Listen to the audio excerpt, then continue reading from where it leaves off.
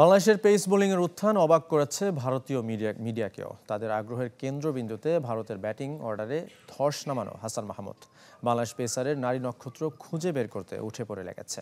২৪ বছর ধরে বাংলাদেশ ভারতের সব ম্যাচ কভার করেছেন সুনন্দন লেলে। হাসান মাহমুদের বোলিংয়ে মুগ্ধ ভারতীয় প্রবীণ এই সাংবাদিক।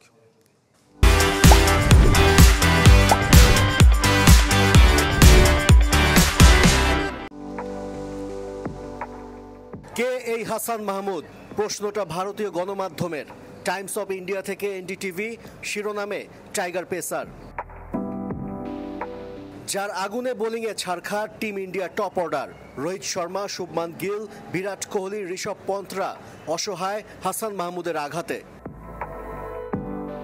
গেল ২৪ বছরে বাংলাদেশ ভারতের সব ম্যাচ কভার করেছেন সুনন্দন লেলে। হাসান মাহমুদের বোলিংয়ে মুগ্ধ ভারতের প্রবীণ সাংবাদিক। গেল ওয়ানডে বিশ্বকাপ থেকে আমি হাসানকে ফলো করি। ও সীমাবদ্ধতা জানে, নিজের শক্তির জায়গাটাও বুঝে, কোনো বোকামি করে না। ধারাবাহিকভাবে লাইন লেন্থ ধরে বল করে, আর হাসানের আউটসুইংগুলো এত সুন্দর, ব্যাটসম্যান দ্বিধায় পড়ে যায়।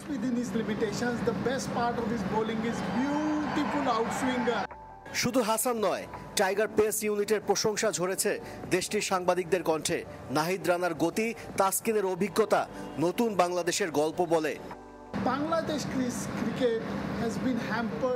বাংলাদেশের ক্রিকেট এতদিন মানসম্মত পেসারের অভাবে ভুগেছে, কিন্তু এখন খুব ভালো মানের পেসার পেয়েছে। এদের যত্ন নেওয়া দরকার। তাসকিন অভিজ্ঞ, নাহিদ রানার দারুণ গতি। ওরা যেভাবে বল করছে, বাংলাদেশ টেস্টেও সমীহ করার মতো দল হয়ে উঠবে।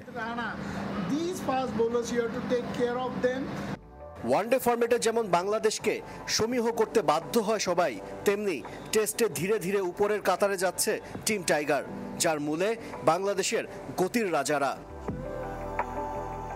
আশিক রুদ্র, চ্যানেল 24, চেন্নাই, ভারত।